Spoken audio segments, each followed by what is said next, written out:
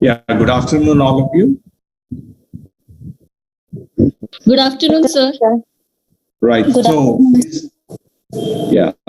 So, is anyone taking a class, or have you joined after lunch?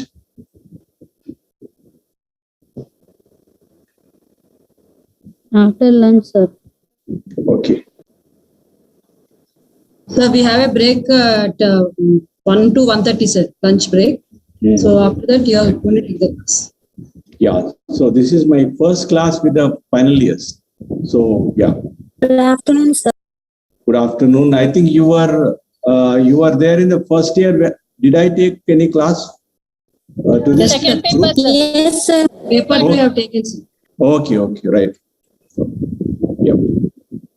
Well, we will start American literature paper today, and I have 5 classes with you, and I'll try to do 2.5 units. I'm sharing with Dr.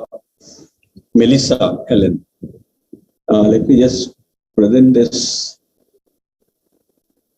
Just a second.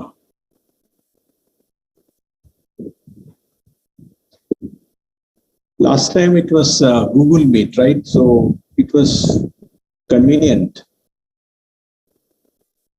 Yeah.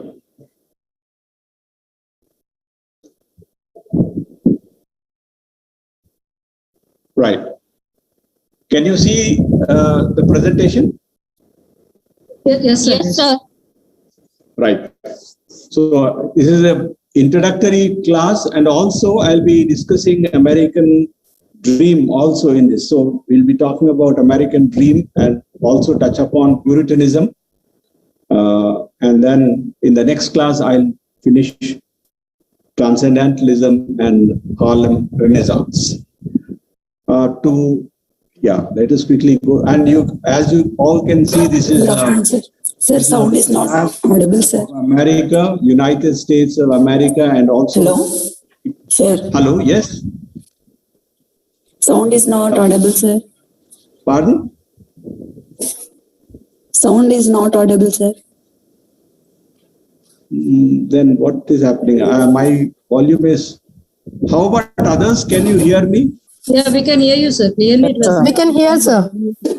Okay, might be. We can hear you, sir. Sometimes it is echoing. Echoing, right?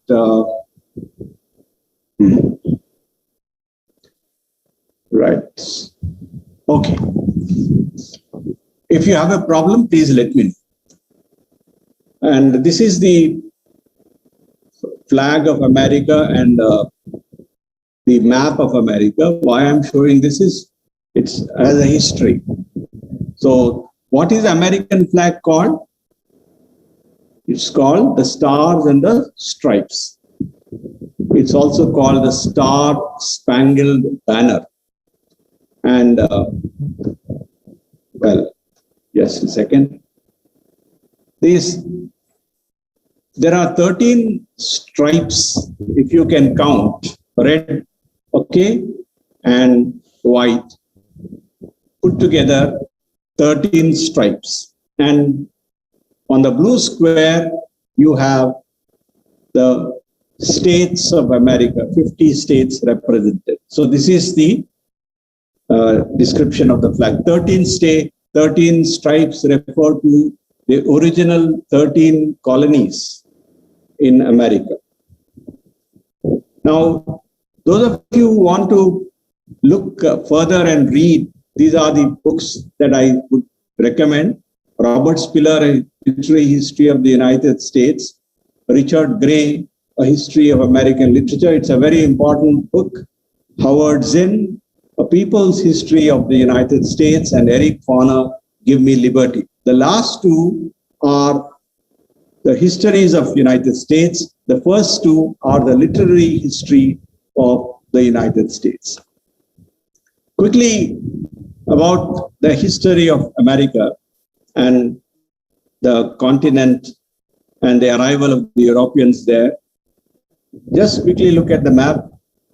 And these are the 4 voyages of Christopher Columbus. How many of you remember Christopher Columbus? You can just raise your hand, or can you show your hands here in this meet?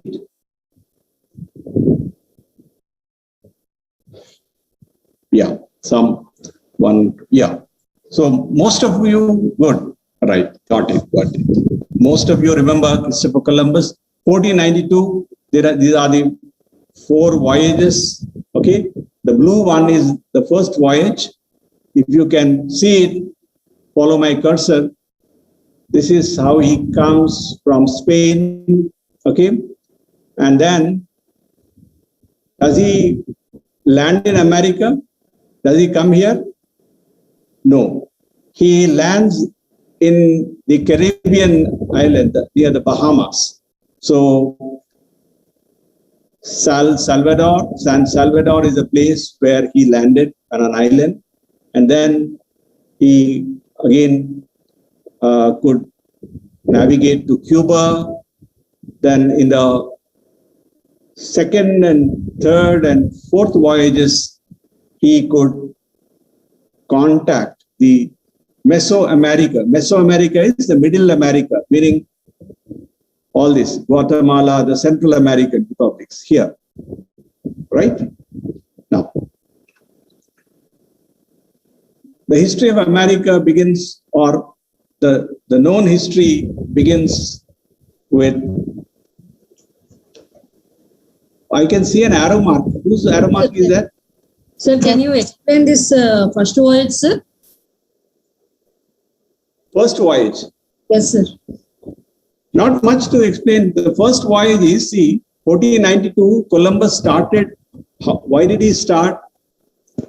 He started to started out to find a sea route to India.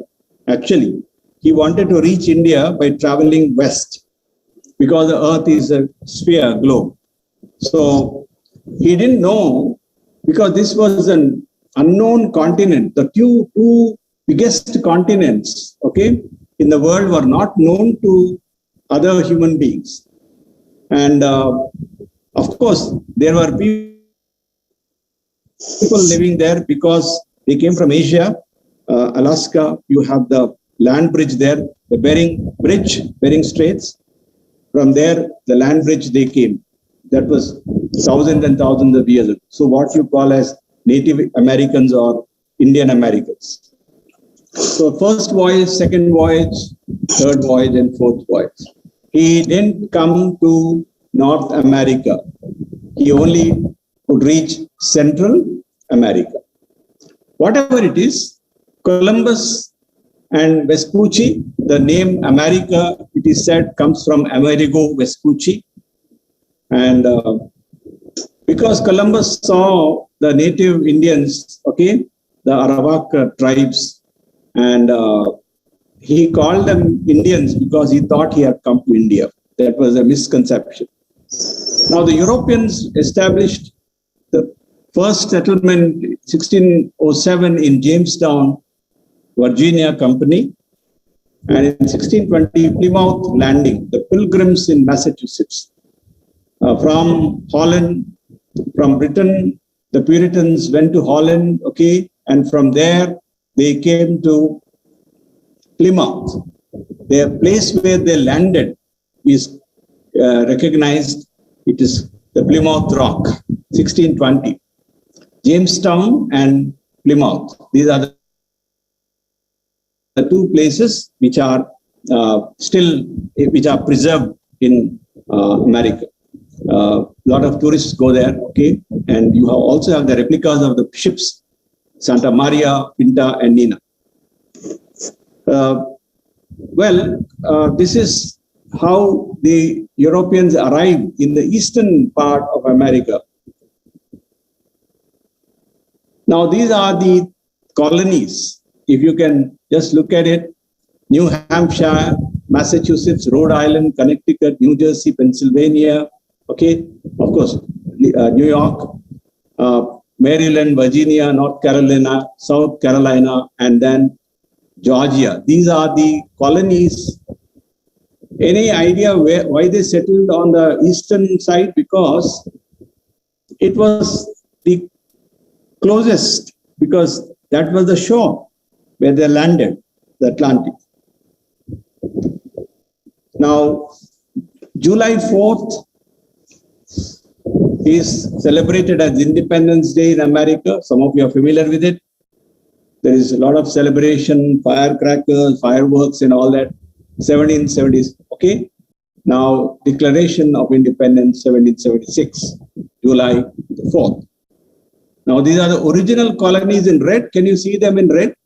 From Georgia to, Yes. the main island, the main, here, right? So your literature focus, most of the time, what you are going to read is the literature produced, in these colonies. Okay? When the Europeans came to America, they named the places after their own places at home. So Virginia was named after the Queen Elizabeth, Virgin Queen. Carolina was named after King Charles. Are you able to understand that? Georgia was named after King George. Okay? New York, York in England, so they call it New York. Hampshire, New Hampshire. Amsterdam, New Amsterdam. Got it? Right. These are, what you call the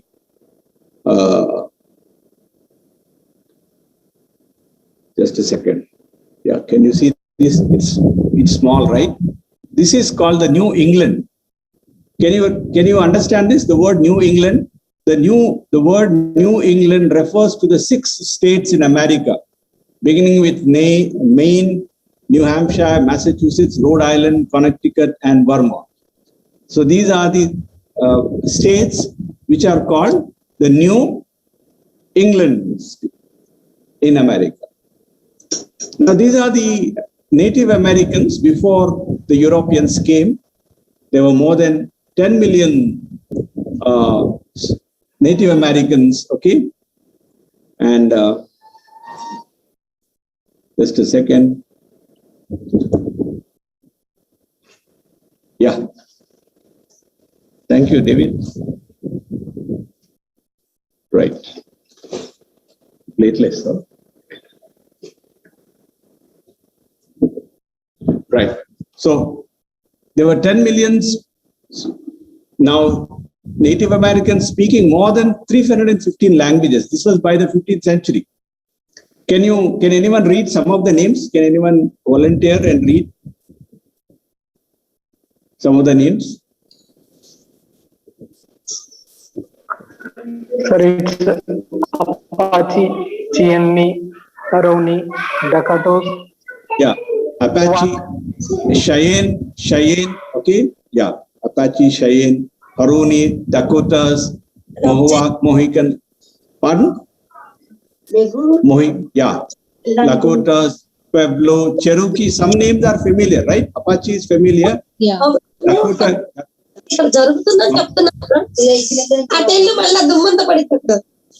Excuse me, some of you please mute your audios, please.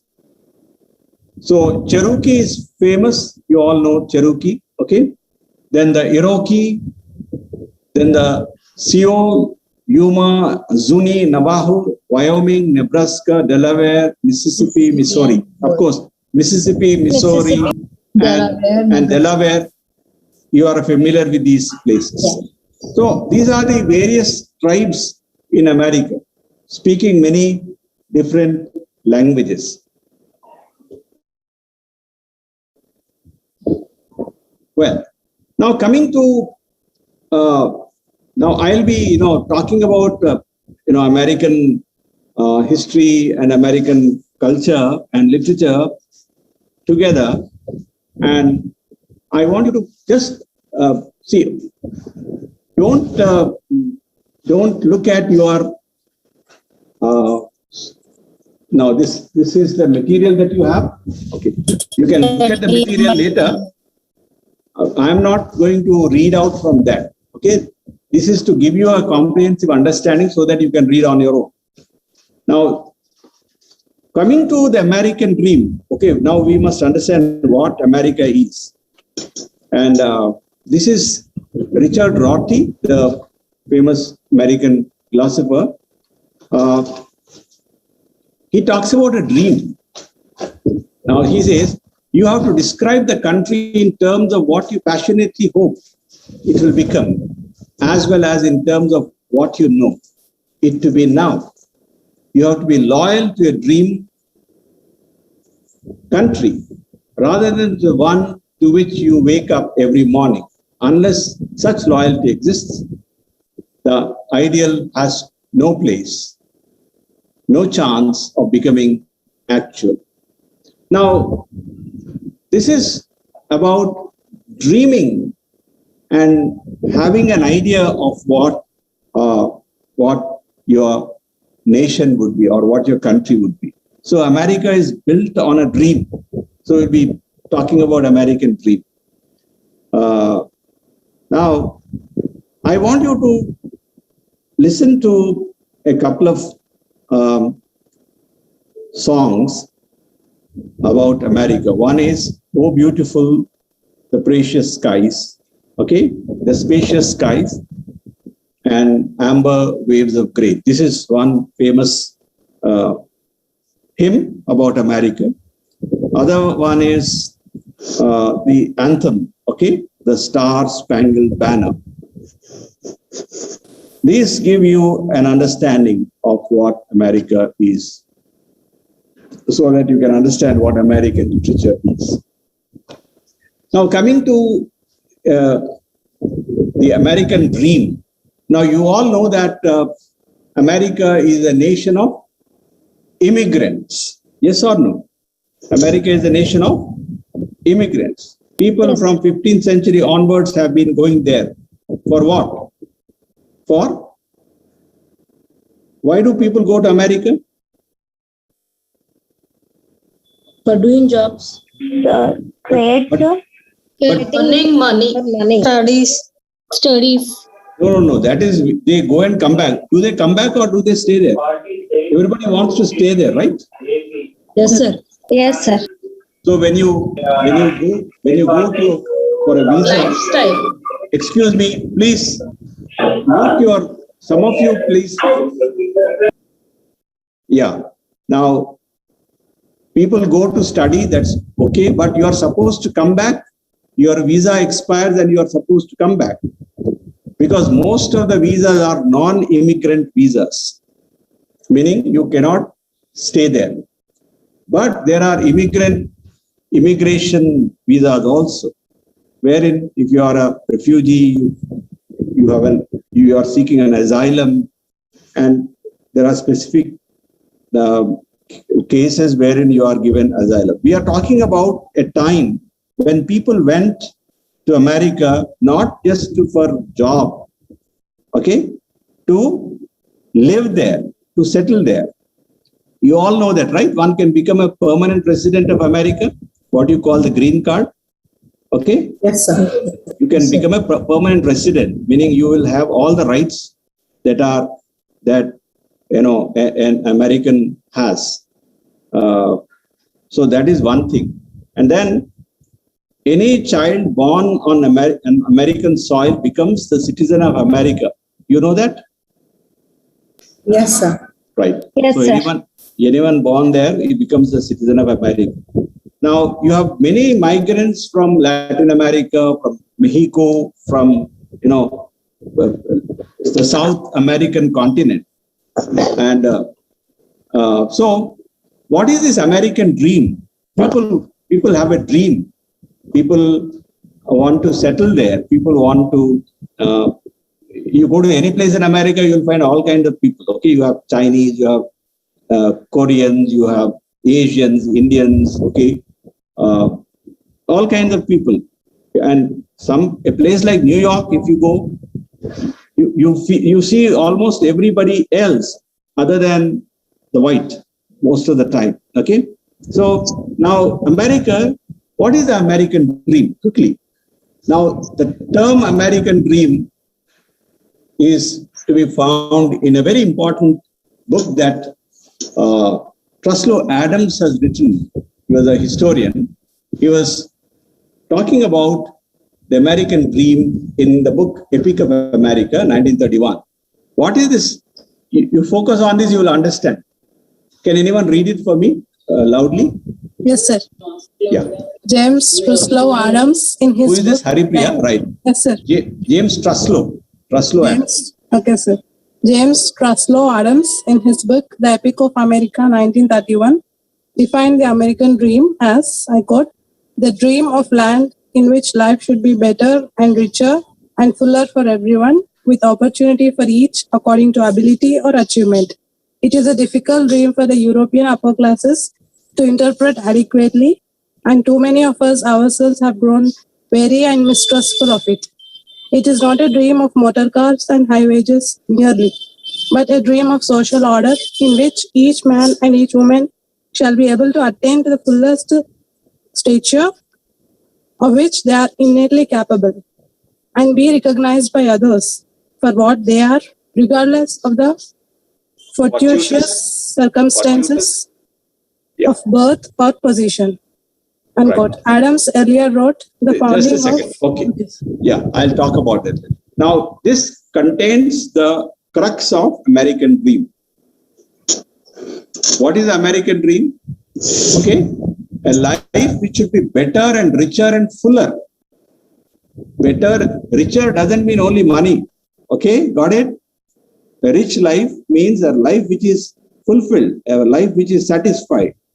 So, better and richer and fuller for everyone. Now, see, I don't know, some of you might have been to America.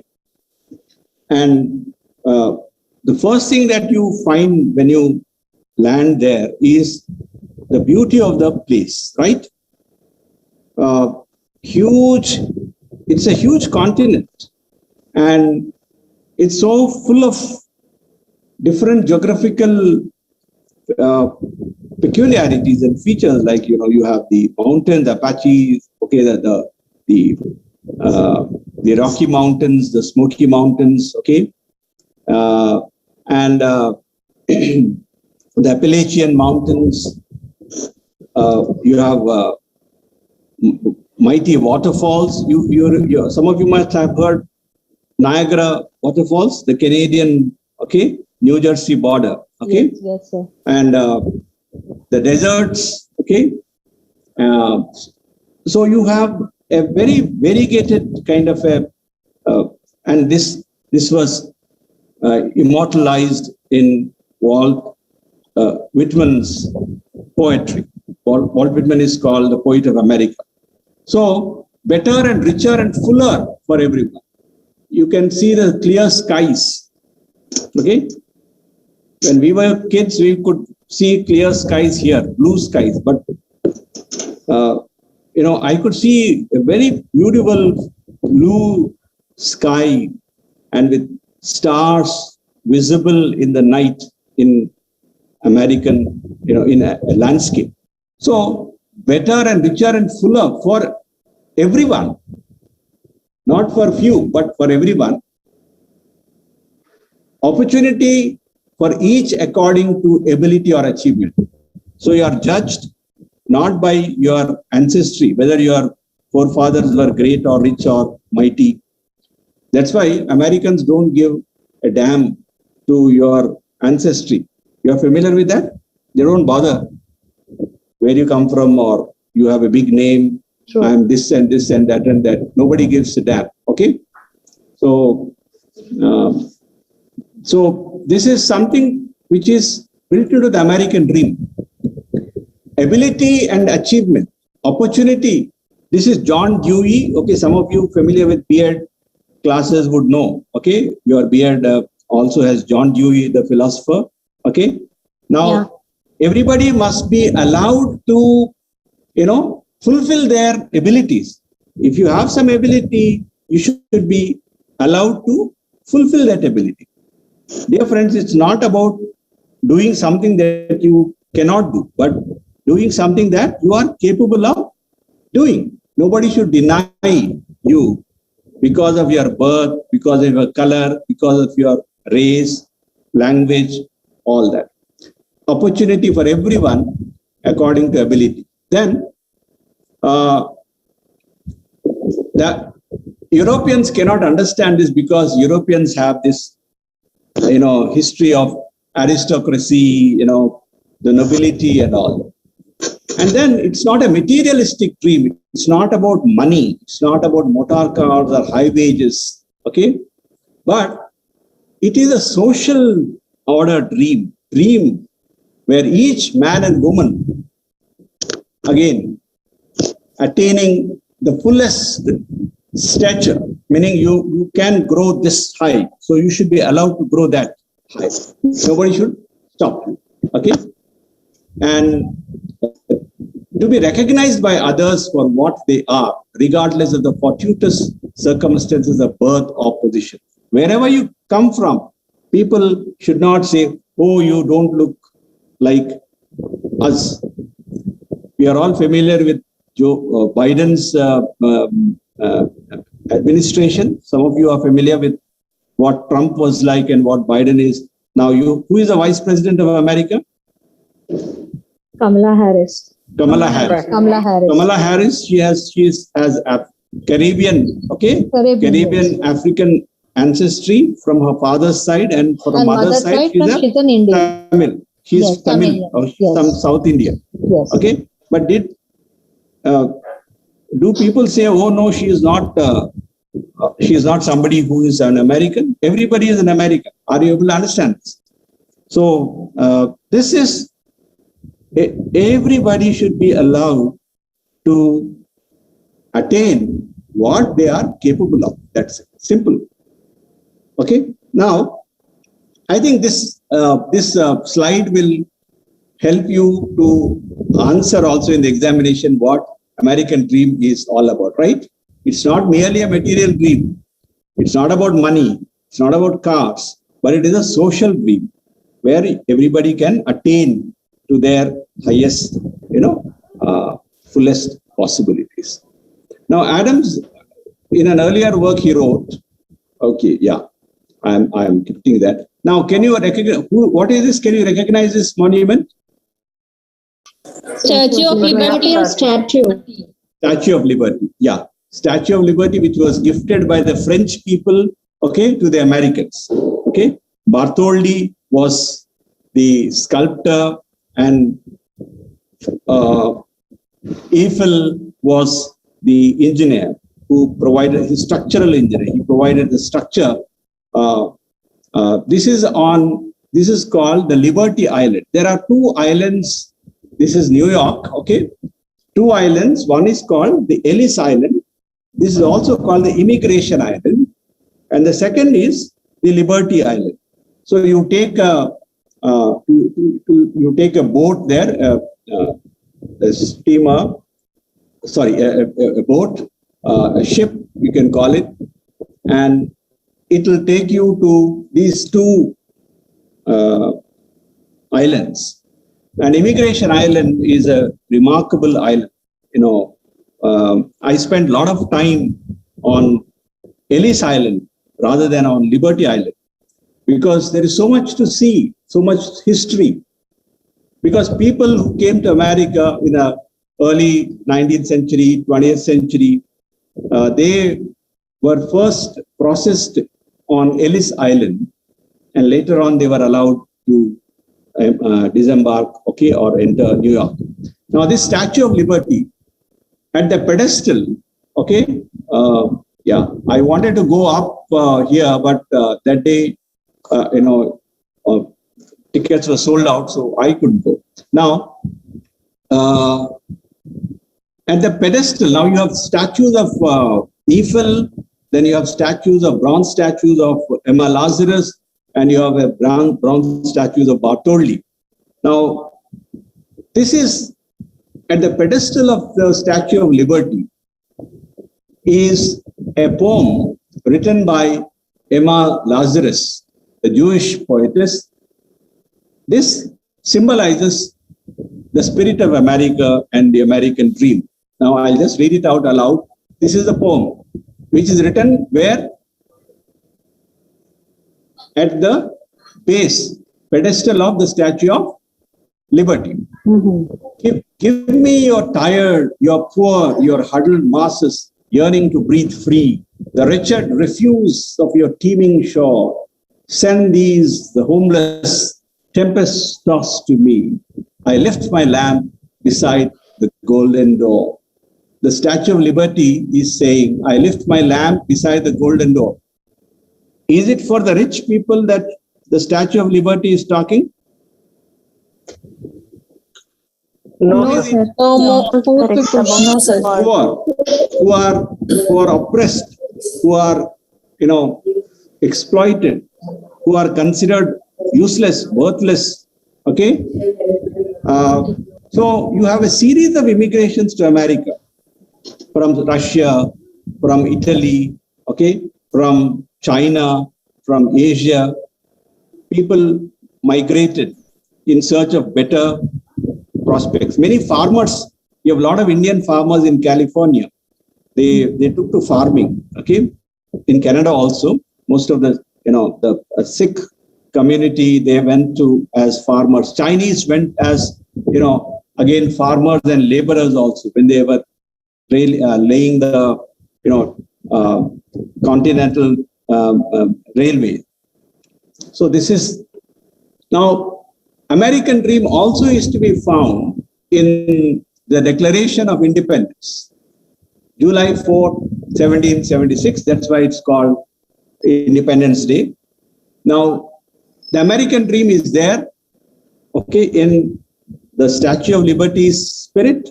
The American dream can be found in the in the Congress, in the Declaration of Independence. Now, to understand the American dream, you also need to just focus on what is written in the Declaration of Independence. Okay, now from the preamble, this is very famous. Can anyone quickly read it loudly? Yes, sir. Yeah. Declaration of Independence, July 4th, 1776. From the preamble. We hold these truths to be self-evident that all men are created equal, that they are endowed by their Creator with certain unalienable rights, that among these are life, liberty, and the pursuit of happiness. That to secure these rights, governments are instituted among men, deriving their just powers from the consent of the governed. That whenever any form of government becomes destructive of these ends, it is the right of the people to alter and to abolish it, and to institute new government, laying its foundation on such principles and organizing its powers in such form as to them shall seem most likely to effect their safety.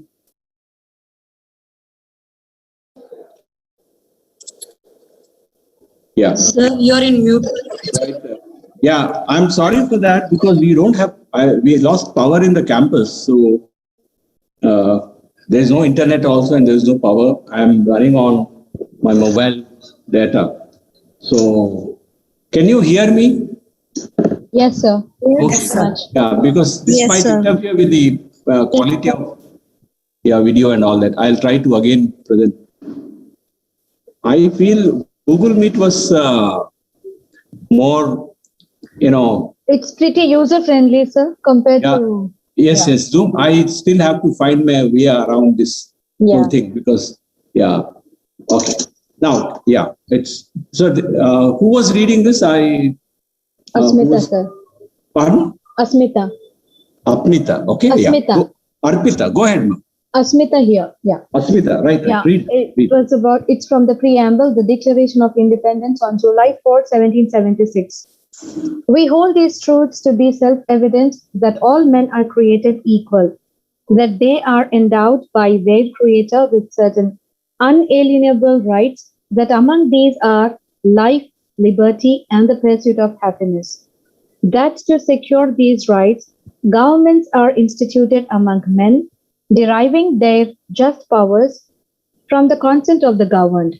that whenever any form of government becomes destructive of these ends, it is the right of the people to alter or to abolish it and to institute new government, laying its foundation on such principles and organizing its powers in such form as to them shall seem most likely to effect their safety and happiness. Thank you, Asmita. Right. Now, you can get this Declaration of Independence. You will find what is the American dream, right? And I have, put them in bold that all men are created equal. And these are truths which are self-evident, meaning they don't need any commentary. Correct. Are you able to understand? They don't need any commentary. They are self-evident. Okay? That what is self-evident? Very clear that all men are created equal. Of course, it's a gendered phraseology because language, before we have these arguments and then developments, it was always men, okay? It was always referred to as he, okay, his and him.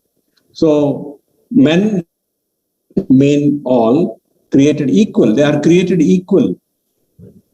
Created equal doesn't mean that all are of the same height and color, capabilities and all. Equal as humans. Okay? Got the idea? Yes, sir. Yeah. Say that we are not equal. Yeah, nobody is saying that exactly like one another. Okay, but the principle of equality meaning is something that is person. Then they are given their rights. This is very interesting about American Declaration of Independence. Is who has given these rights to the people? These are unalienable rights. These are rights not derived from any human institution, right? They are not derived from any human institution, but they are obtained from their creator. God himself has endowed human beings with these rights. What are these rights? Life, liberty, and pursuit of happiness. Of course, some of you must have seen this film, Will Smith, I think, Pursuit of Happiness, the film. Pursuit of Happiness, sir. The film, yeah. He along with his son, right? Yes. Based on a real life character. Real life, yes. So now, the pursuit fundamental to the American Declaration of Independence and also the American dream. Life, liberty, and pursuit of happiness. Nobody should interfere the achievement of these goals. And of course, you can ignore, but you can hold on to this, something very unique here in the American concept. When government becomes destructive and tries to use rights from the people, then the people have the right to it and bring in,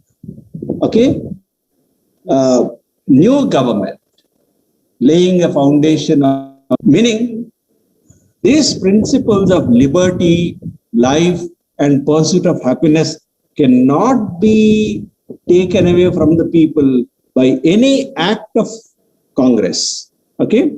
Any legislation, however majority, whatever majority you might have, you cannot take away these basic principles. So this is the American dream. What is the American dream? Life, liberty, and pursuit of happiness. Got it? Can I move? Yes, sir. Yeah.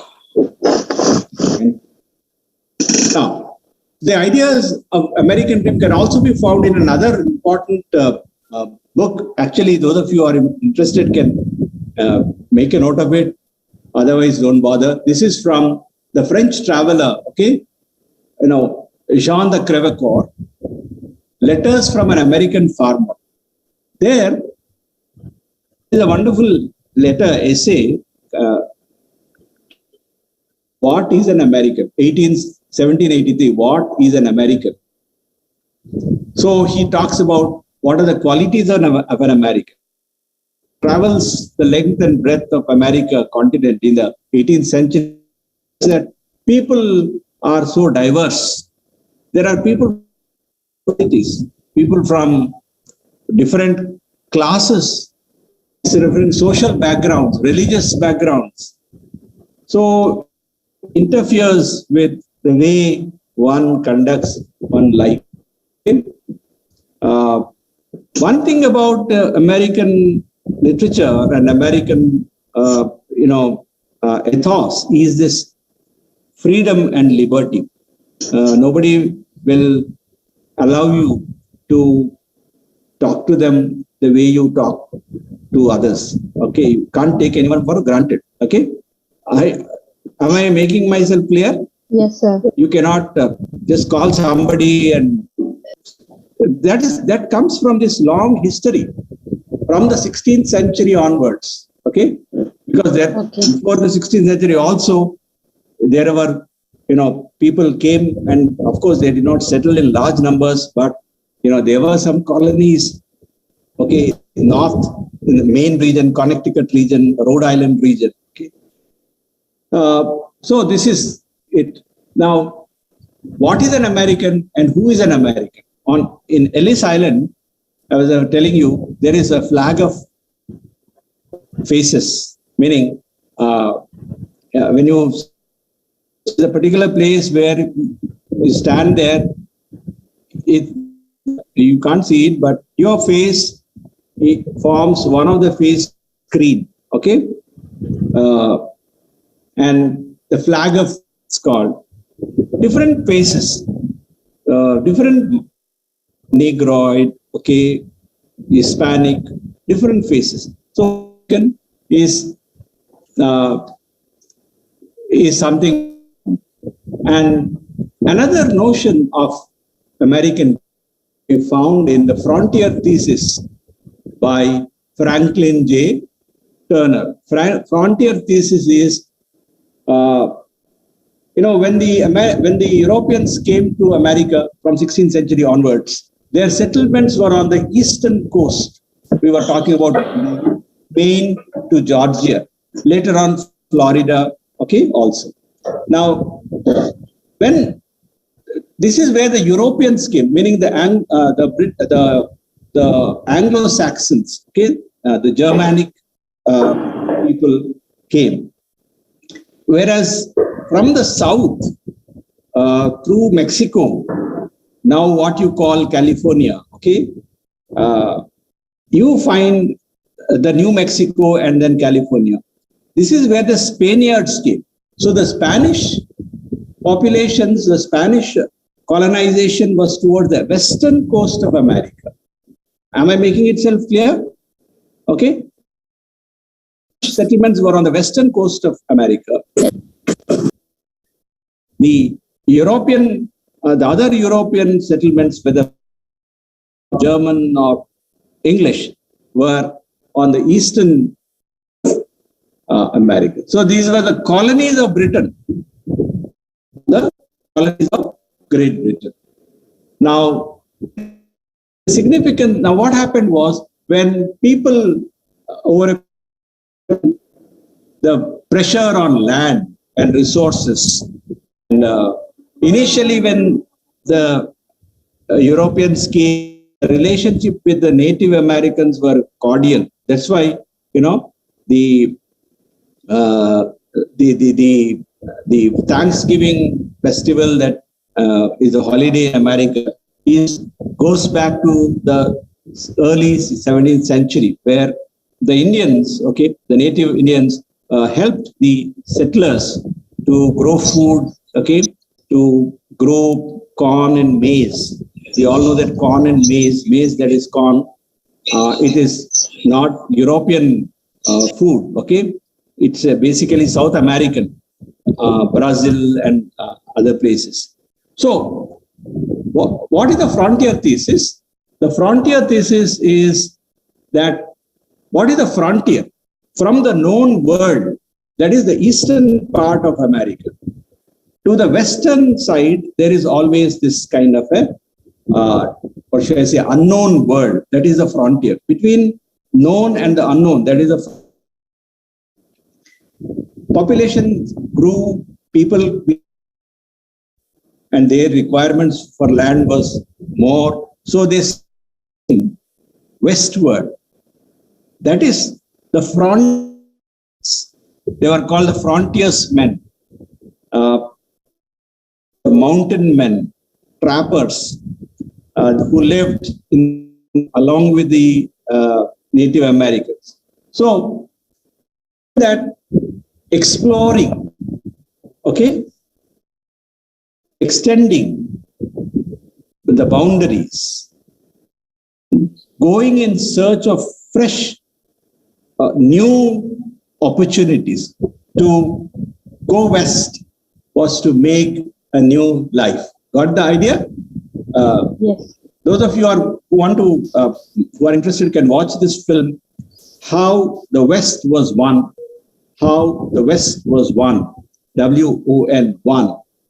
How the West Was Won is a epic film directed by 4 directors, including John Ford, one of the directors,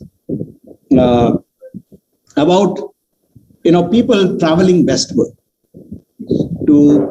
So dream is to make something out of one's own life. Okay, so you have people from Ireland, Irish, Italian, French, German, Dutch, Asian, okay, and from different parts of the Caribbean, Africa, all of them, to make a new beginning, to what should I say, to make their life. Now, quickly, what are the of American dream? The American dream did not Turner's thesis, right? Before he came to America also, there was this American dream. Now, it existed in the imagination of Europe because during the late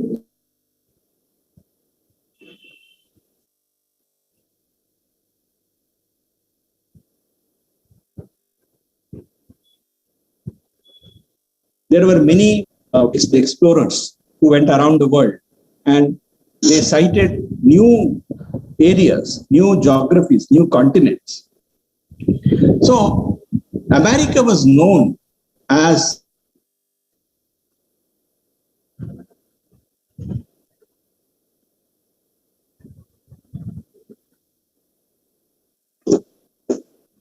the origin of Europe. Even in the 16th century, if you look at Shakespeare and other writers, in Tempest also you will find the Brave New World, a reference to the new opportunities that were awaiting people.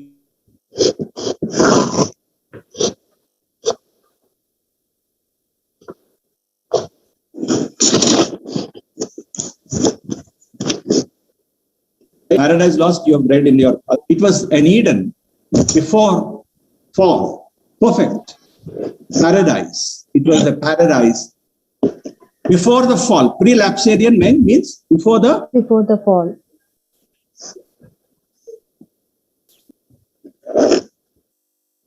Sir, your audio is not clear, sir. This was paradise, okay, was a land of, it's something like Canaan, the land of honey, the promised land. Now, if you don't mind, now see, the point is, it's so wide, okay, and you see, you don't see people, you don't see anything for miles and miles together. When you on the interstate, okay, and you see geographies, different locations, different types of landscapes. This was like, see, even now, there is so much of vegetation in America. And when I first went there, I thought how it would have been in the 16th century when the Europeans went there. In the 21st century, if it is like this, okay, when I was driving through the Appalachian Mountains, okay, you don't see anybody, you don't see anything, you don't see any human civilization, okay? It's all forests, mountains and mountains. Now that was a paradise. That's why I asked you to listen to this hymn, okay? The hymn, it's actually a hymn called, "Oh, beautiful for spacious skies and amber waves of grain." Okay, the refrain is, America, America, okay, God bless. Now, the song or the hymn, it's a hymn. It articulates the beauty, the abundance of the landscape. So the American dream began as a mind. And there were also accounts of travelers like Richard Hack. And now, referred to 1607 Jamestown settlement in Virginia. If you go to Virginia, you can find these monuments and all. And please, of American literature, you must remember, Columbus is one, 49, and the Pilgrims are the fathers, the founding fathers coming to America in a ship called, anyone remembers the ship's name? It was called Mayflower. Mayflower. Mayflower is a ship. Mayflower is a ship on which these pilgrims traveled. And they came to Massachusetts, okay? And then they came to this new world. And this was, because they were Puritans, they believed that providence, okay, held, this was a providence. What is providence, by the way? I can see some names here. Asmita, can you tell, what do you remember what providence is? Anyone here? Uma, Something provided. Provided. It can be an influence that cannot be, it may not be human in origin or thought, which controls the people's lives. Divine provision. Divine provision. Exactly. Now it's a plan, if you want to call it. It's a plan. Yeah. God, I'm putting it in simple terms, okay? Yeah. Not in theological terms, but plan for humans. Like, Puritans believed In the hard work. Milton, if you remember. Yeah. Milton, if you remember. John Bunyan. Even John Bunyan, sir, the Pilgrim's Progress. He Exactly. was the Bunyan. Puritan. Yeah. So nothing happens without purpose. And they thought it was providence that brought them there. And see, it's interesting that they named one island it's called Providence Island. They called it Providence. Rhode Island, okay, and Providence Island. Because they thought that this was something that God, wanted them to do. Now then, the American dream based on the idea of, freedom. Now the Puritans who came to America in the 17th century, the early 17th century, were actually, they came from Holland because some of the Puritans were very extreme Puritans. So during the time of Elizabeth and Mary later on, okay, they went to Geneva. We already read about it, Geneva Bible and all that. So the Puritans, they did not want a government or an institution which would take freedom to worship. Got the idea? That's why you must know that in America, in American Constitution, there is no state religion, meaning the it comes, as a basic principle of their constitution that no change or amendment can be made to this. There will not be a established religion in America. So that's the freedom that they wanted. So the idea of the elect, chosen, the idea of the chosen, called people, basically a Calvinist idea. Now, one fundamental feature of American dream is religious freedom. They wanted, see, the Puritans came, the Presbyterians came, the Quakers came, the Moravians came. Are you able to understand it? Later on, the Mormons were there. Now they are in Utah. Yes, anyone? Yeah. They are in the north. Utah is Salt Lake City. Utah is very famous for the Mormon congregations. Now, what is happening here is that there were dissenters, there were Quakers, there were, Philadelphia, Pennsylvania, basically Quaker colonies, and theists, they were Unitarians, all kinds of, sects were there, and there were dissenters, and they were Baptists, Anabaptists, okay? A lot of, what should I say? So, this is what American dream, so religious freedom. Robert Penn founded, Philadelphia and Pennsylvania, a Quaker colony, okay? They have different. Now, have you heard about the Amish people, the Amish communities? AMISH. Anyone here? Yes, sir. Yes, sir. Some of you have. They live a very, very simple life. They don't use technology. They don't use modern, gadgets like cars or vehicles. They still use horse-driven carts and all that. They don't wear footwear. All kinds of. They wear a distinct dress. Okay, both men and women. You can find out that they are Amish. Now, so America is a destination in the long chimerical quest for happiness.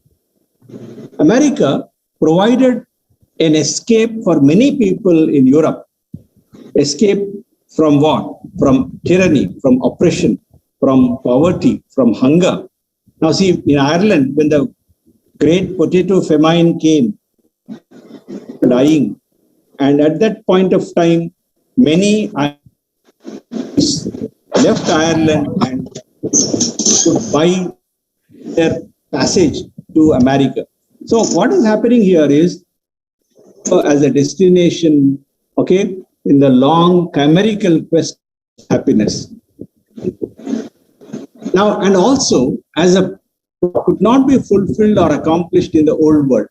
Now, see, this is very not be done back at home.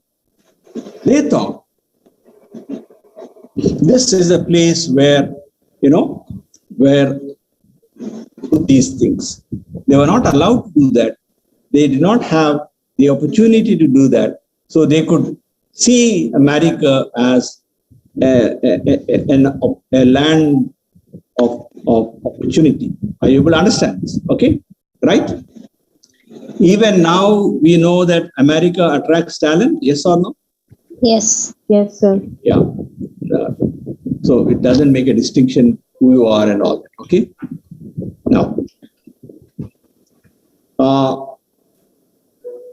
Now, yeah. So, American dream was shaped by what is called the Puritan work ethic, or which derives from the Protestant work ethic. Basically, it comes from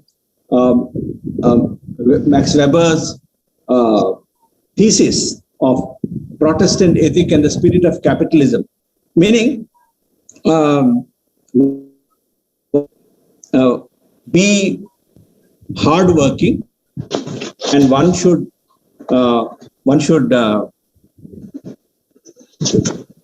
by hard work and be judicious. Yeah.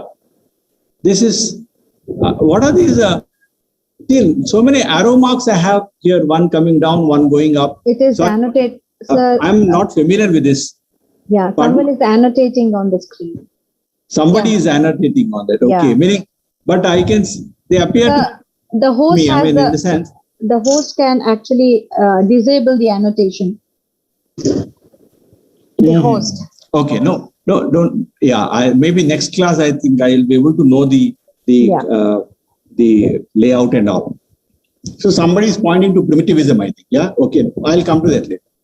So now Weber's thesis of Protestant ethic and the rise of capitalism, hard work, okay, and one living by one's labor rather than belonging to aristocracy or or nobility or so. Working is something. Work is very much respected in many parts of the world. Yes or no? I think we all are familiar with Lincoln. Okay, Abraham Lincoln. Lincoln's father was a frontiersman. They had no place. Actually, they were moving from one place to another place. And can you imagine somebody like Lincoln without any family background of politicians? Okay, no influence whatsoever, and he did not university, but doesn't educated. He taught himself. Yeah. He became a lawyer. Yes. And one of the wonderful prose writers of the 19th century, his writings are so remarkable, right? The way.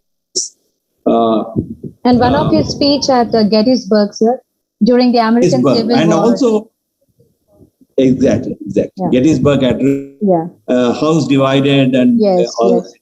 Between the and South then and the his North. letter, Yeah. right? His letter to as a general, teacher. okay, Yes. yeah, to the widow who lost all her sons. It's there in a movie called Saving Private Ryan. Okay, the general reads out the letter that Abraham Lincoln had written to one of the widows. Okay, who lost all her sons. Anyway, what I'm trying to tell you is that this hard work, work hard, and you all are familiar with this, that in most of the European societies also now, and in many other parts of the world, you find people working, okay, and to work is not something considered inferior, okay, whether whatever be the nature of the work, big or small, you could be mopping a floor, you could be picking berries, apple picking, or you could be working, or you are babysitting, or you are driving Uber, okay, or you are Ubering, okay, Ubering, or these days Lyft also is very much there now. So nobody looks down upon you. We all know that most of our students who go to American universities look for what?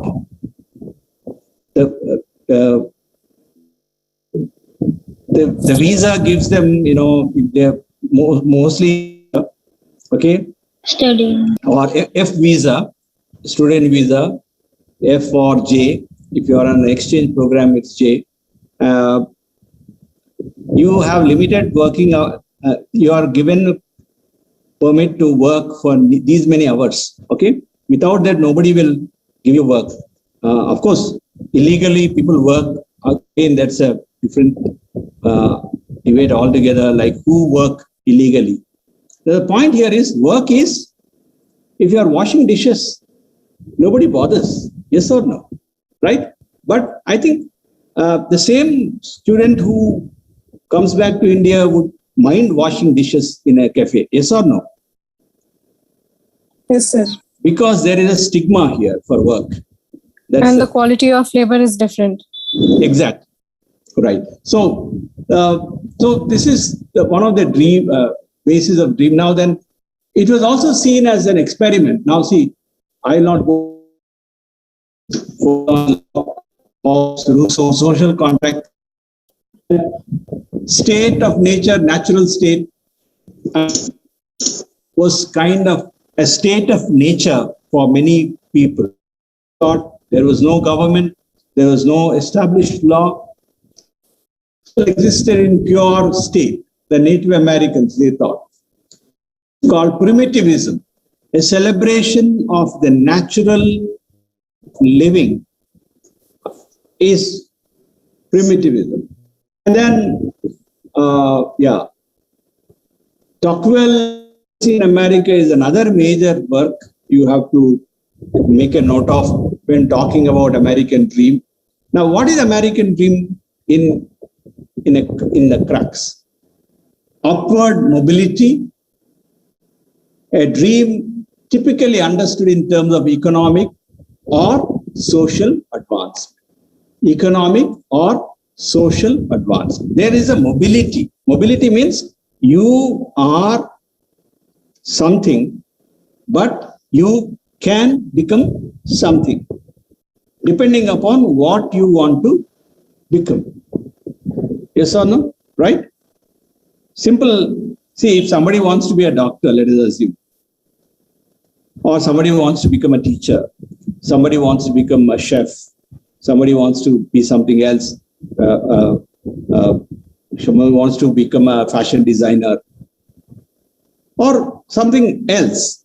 Now, there should be nothing to hinder that. You achieve that, that's a different thing, because Sir, excuse me, sir, your voice is breaking, sir. Oh, yeah.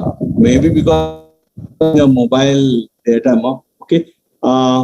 Just a second. Is it the problem with that all are encountering, or one or two? No, it's intermittently disconnected. Yes, sir. Yes, Yes, sir, we are because of facing the mobile we network. don't hear voice. Yeah, I'm very sorry about this. But I'm because the has come back here, but the Wi-Fi is still not on, and maybe today please bear with this. Okay, I think at least you can see the presentation. At least that much you can see, and then maybe try to hear me loud, though my voice will not be loud because of the technical problem. So, economic and social advancement. The best example, the best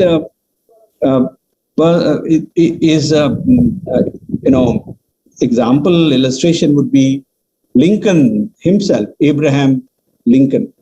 There's a wonderful movie made by John Ford called Young Lincoln. Young Lincoln by John Ford. John Ford is a famous American director. Young Lincoln. I don't remember who's this actor. Okay, forget it. Yeah, maybe it will come to. Now, just a second. Now, this, okay, Quaker colonies and then dissenters who didn't conform to the established religion. And Crèvecoeur, in his Letters of a Farmer, writes that traveled from one neighborhood to another neighborhood and saw that people were worshipping a different. There was one Presbyterian, there was one Anglican, there was one Roman Catholic, there was one Anabaptist, there was all kinds of people. So nobody bothered. Now, America is a destination in the long chimerical quest. We finished that. Chimerical quest means chimera is a shadow, actually. So a pursuit of that happiness. Then America, when you talk about American dream, you talk about the immigrants, the refugees, and the merchants, the traders, all made their way to America. The refugees, okay, especially when there was a war or when there was a famine, or especially after the Second World War, after the Holocaust, or even during the Tsarist Russia when the Jews were being, asked to leave. So many of them came to America. A wonderful film. It was a play. It was on Broadway. Musical, very successful musical called Fiddler on. Somebody heard it? Fiddler on the Roof, the film. Yeah. It's about a little village in Russia, and towards the end, a Jewish village is, and then people go different ways, and some of them go to. So it was a land of immigrants, refugees. Some of you, is Maria Puzo's novel Godfather. Yes, sir. Watch Godfather series, yeah. Godfather, if you look at some of the films, 1 or 2 or 3, you will find that how he comes as a small child, he comes onto the Ellis Island, and then the Italian ghetto. So violence back at home to escape that. So the idea here is waves of immigrants coming. And then the middle colonies of New York, New Jersey, Delaware, Pennsylvania, attracted many German and French Jews. Of course, New York became the center for many of the immigrants, especially the Jews, New York City. And Philadelphia became a Quaker, and Utah became a Mormon city. So these are the refugees and immigrants. Now, coming to another aspect of American dream is the African American dream.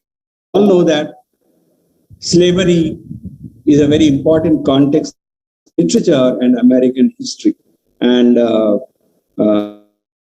in the 1492, after and then the Spanish occupation of the then the infamous triangular slave trade, meaning from Europe, they came to eastern coast of Africa, where they bought people in exchange for some goods. They brought them as slaves, and they were put on a ship. And this is called the Middle Passage. They were taken to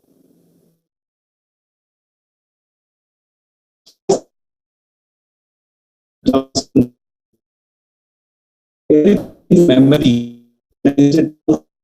Charleston is associated with slavery. Where slaves are auctioned. Sir,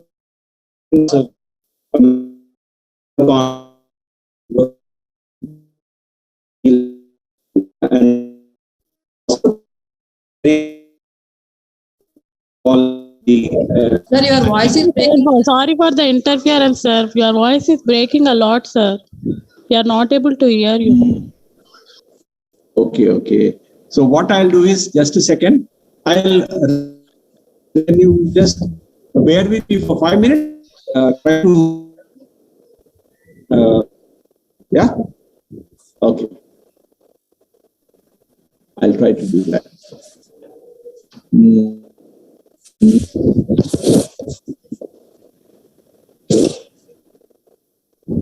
Okay, just a second.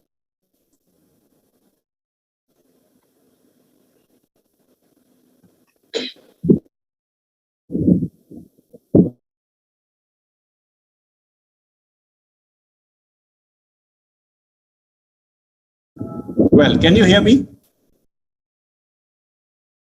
Yes, sir. Yeah. Yes, sir. Yes, sir. Yes, sir. Right. So, हर तरफ काम है. Okay, calm. CALM, calm. Okay, right. Now, African American dream is a part of American dream. Okay, So what have we seen so far quickly? American dream is based on this belief, okay, that everybody is created equal and then is endowed by God with certain rights. Those rights cannot be taken away. And then life, liberty, and pursuit of happiness. Equality is another principle of American dream. Then fulfillment of one's abilities, opportunities, where somebody can lead a full and rich life, okay? Not a materialistic attitude. And the sources of American dream are to be found in the Constitution itself, and also we saw in Emma Lazarus' poetry, the Statue of Liberty, how it symbolizes the American dream. And yeah, and the Puritans' understanding of America as a Garden of Eden, okay? Eden as a land of, what shall I say,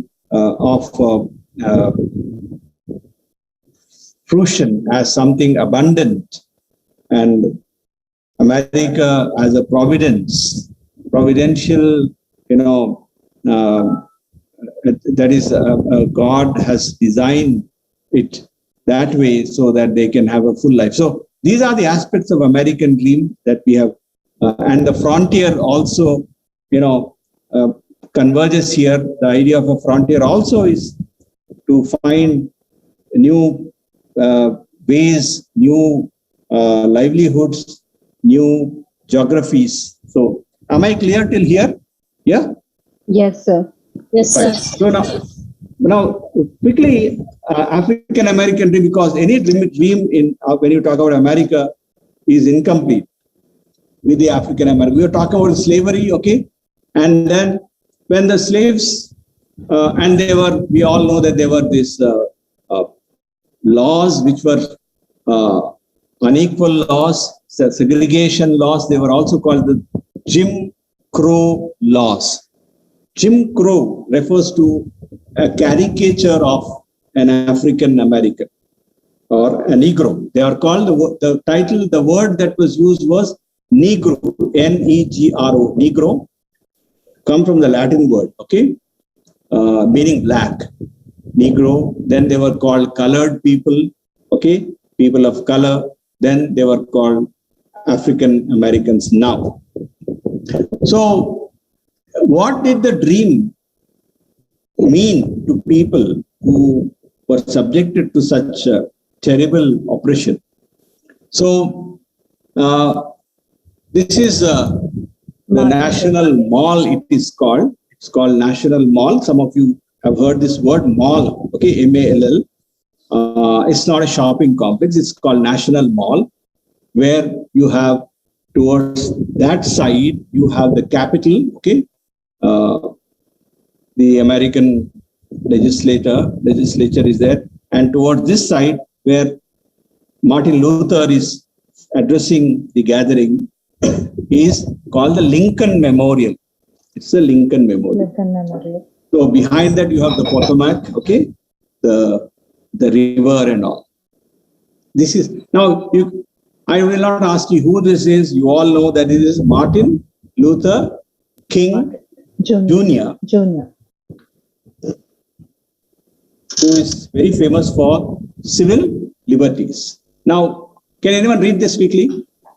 I still have a dream deeply rooted in the American dream. One day this nation will rise up and live up to its creed.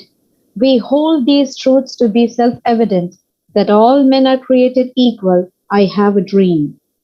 Speech by Martin Luther King. Yeah, 1953, Washington March, 1953. Yeah. Now this is, he was referring to the dream. What is the dream? Again, the creed. Creed means belief. Creed is belief. Creed that, again, he is quoting from the Declaration of Independence. We hold these truths to be self-evident, that all men are created equal.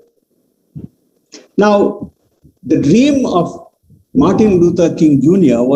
was where there is no segregation.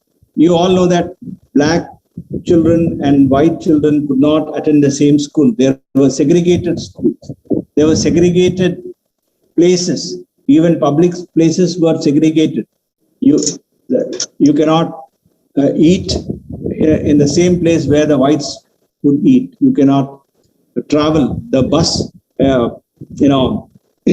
Racial discrimination. Racial discrimination in Alabama. Now, the famous Rosa Parks, okay, refuses to give up her seat, okay, for white.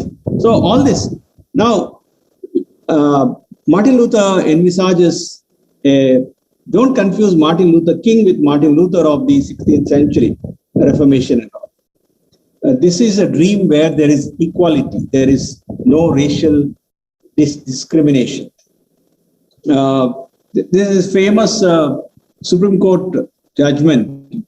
It is called Brown versus, okay, the Board of Education, wherein Supreme Court ended the segregation in schools. And that was very terrible. It was a very difficult thing for black students to first time go to integrated schools. They had to face a lot of violence. And you can read about that. There are so many essays also. Okay. Now, and now this is the dream. Okay. What is the dream? The most sacred values in our Judeo-Christian heritage, thereby bringing our nation back to this great wealth of democracy.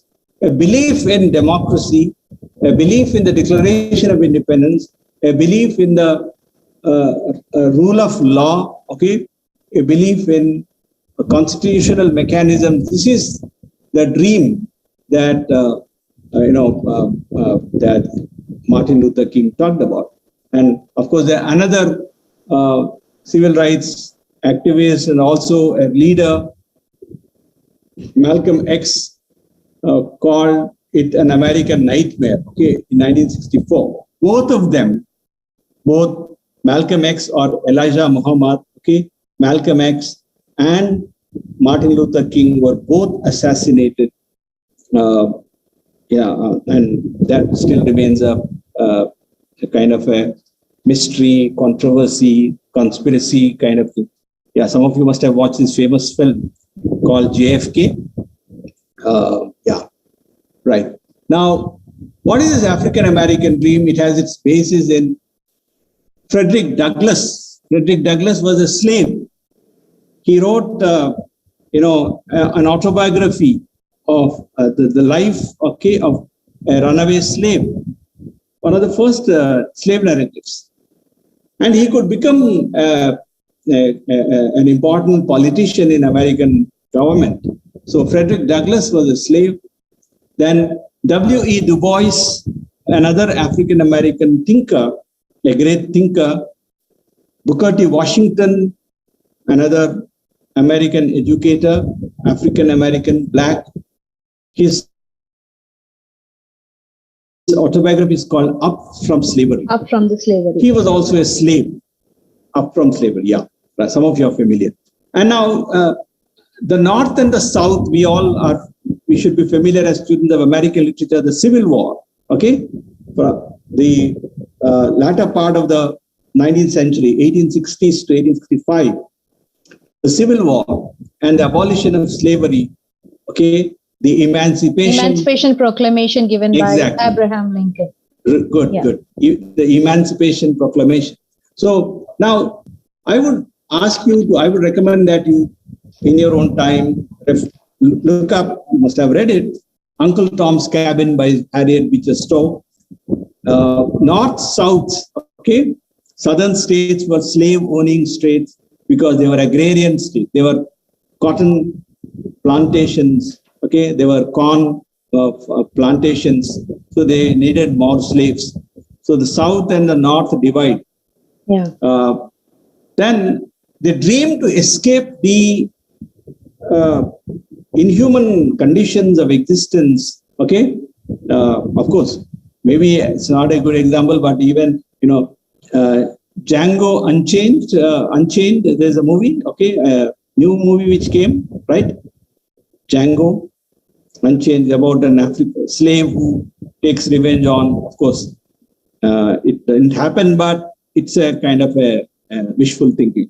So Harriet Tubman was a slave who escaped, and she helped others escape. This is called the Underground Railroad.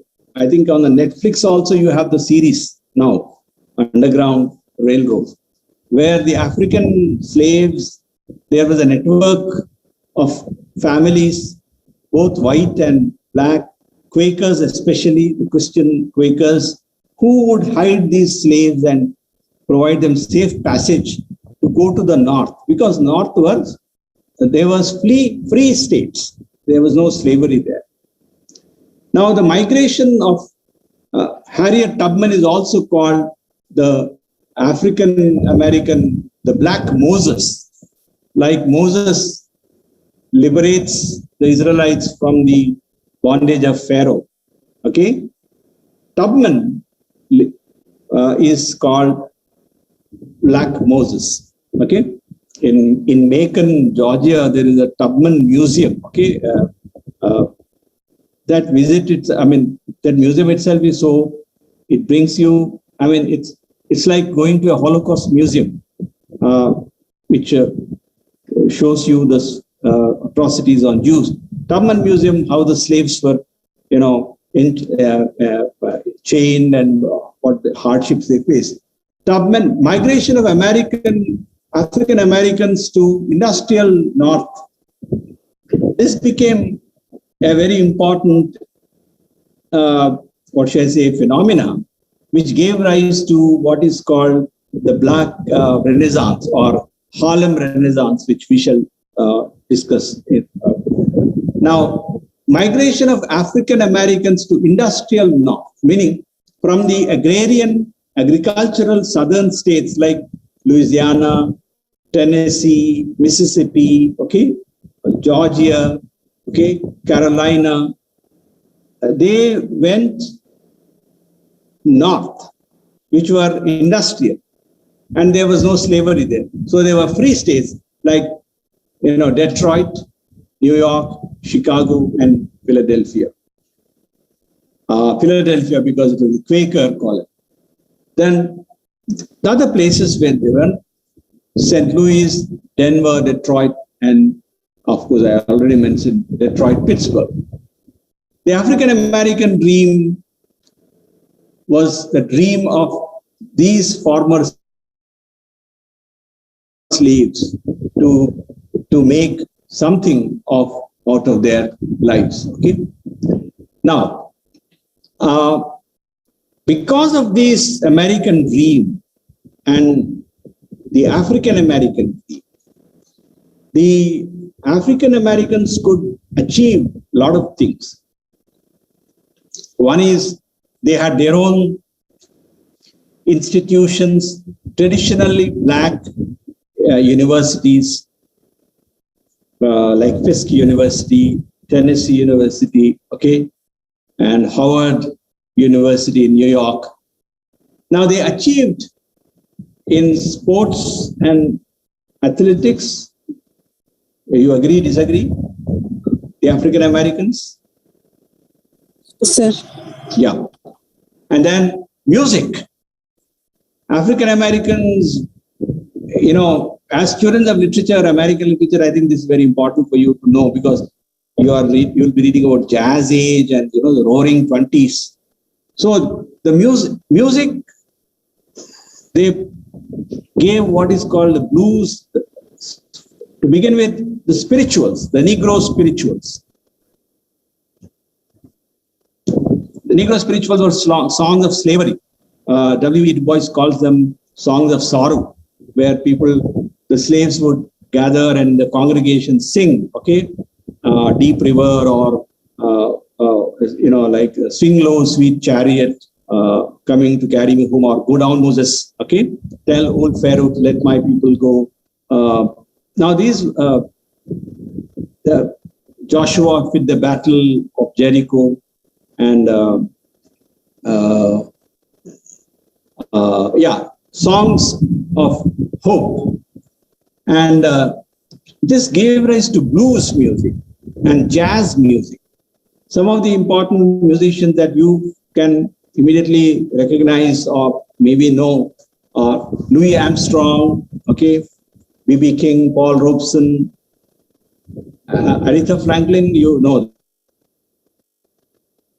I mean, she performed when Obama was around. Aretha Franklin, Steve Wonder, then Michael Jackson, Miles Davis, okay, many others. And in culture, Hollywood and television also you find. Can you name some African-American famous actors?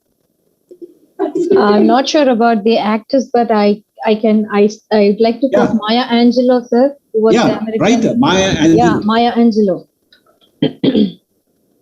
Yeah, many Richard Wright. African-American writer. Yeah, African-American writers. Richard Wright, Zola Neale Hurston. Okay. She was the most powerful voice in the literature, modern literature. Right. Rihanna singer. Pardon? Anyone? Somebody? Rihanna singer. Singer, yeah. Chrissy Vance. Yeah. Pardon? Chrissy Vance. Right. Okay. Bob you have Marley, so many sir? people. Pardon? Bob Marley. Okay. So, yeah, you are giving me a lot of names. Okay. Steve, Denzel Washington, Will Smith. Okay. Whoopi Goldberg. Whoopi Goldberg. Yeah. Whoopi Goldberg. Okay. And then, a lot of them. Morgan Freeman. Okay, Morgan Freeman, Denzel Washington, then Ice Cube, Sidney Poitier, okay, a lot of others. So there is this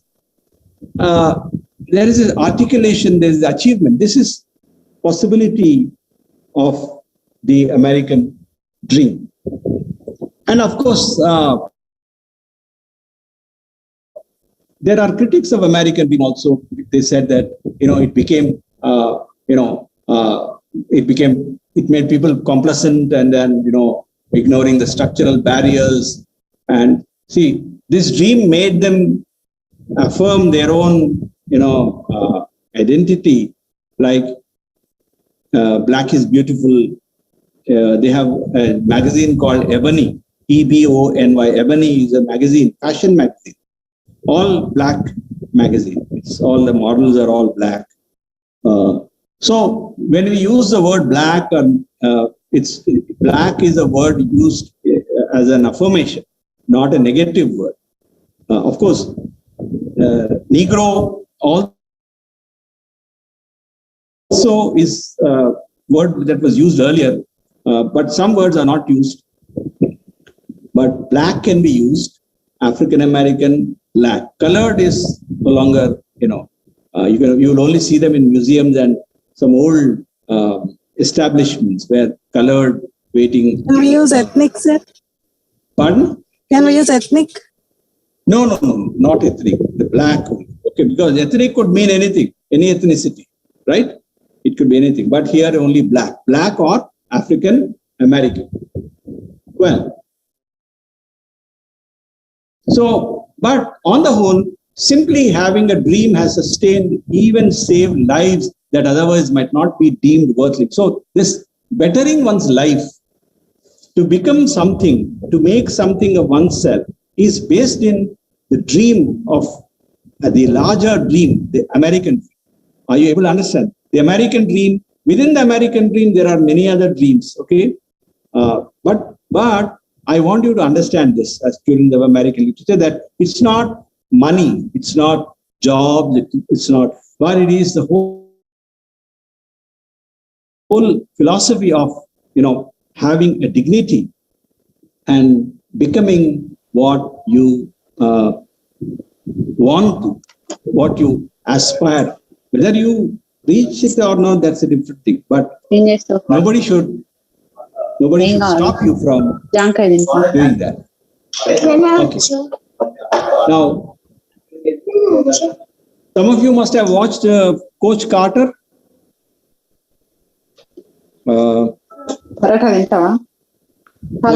Yeah. It's me. Excuse me, Haripriya, I think you should mute yourself. sir. Ma. Divya Oh, is sorry, making not it. Haripriya, somebody else. Yeah, Divya. Divya, you need to mute. Yeah. Well, okay. A purpose, a sense of purpose is something that is basis of American dream. Now, but dream as a pursuit of materialism, this dream also had an ugly face of consumerism, the gold rush in California, Colorado, Texas, etc. Then the idea of an American dream is inseparable, cannot be separated from the idea of the melting pot concept. What is the melting pot concept? Meaning people lose their, actually it was thought earlier that whoever goes to America becomes an American, basically, whether you're Irish or German or French or Italian. But later, it was seen in terms of, multiculturalism, wherein people did not really give up being what they were, but, brought in their own cultures, and that gave rise to this concept of multiculturalism.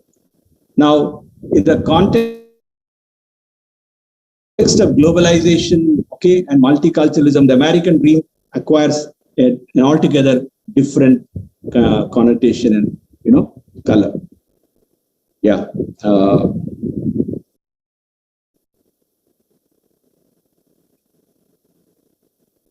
Right, these are some important dates I want you to remember, since this being the first class. 1492, Columbus, discovery of America. Then Jamestown settlement, Plymouth settlement. You must remember Plymouth, because the Puritan narratives, talk about that. Declaration of Independence, July 4th, 1776. 1861 to 65, American Civil War. Civil war between the northern states and the southern states. The Yankee states and the Dixie states. Dixies are, pardon? Dixies are southerners and Yankees are northerners. 61 to 65, American Civil War. 62, as somebody mentioned earlier, Emancipation Proclamation. Then 65, the 13th Amendment, abolition of slavery in all states, including the, Confederacy. That is the states which declared their independence from the Union. That's how the war started. So these are the important dates. Sir, what is this Emancipation and Proclamation, sir? Emancipation Proclamation is the freeing of slaves. Abolition of slavery is called Emancipation Proclamation, which Lincoln did. Lincoln signed the proclamation which outlawed slavery in all territories of America. Okay, ma? Okay, sir, thank you. Yeah. Okay then. Yeah, I couldn't control what was happening. Okay, so I was in and out, no internet connection and all. Okay, but I think, tomorrow I have a class again. I think we will continue with the background in one more class, finish it, and then move to poetry. I'll be doing poetry also with you. I'll be doing backgrounds, poetry, and then the last section, prose. I'll be doing 2 prose pieces by Fenimore Cooper and Nathaniel Hawthorne. Okay? Okay then, I'll stop here. Right. Thank you. Thank you, sir. Thank you, sir. You're welcome. Thank you, sir. You're welcome. Thank you, sir. You're welcome. Have a nice day. Sir. Thank you, sir.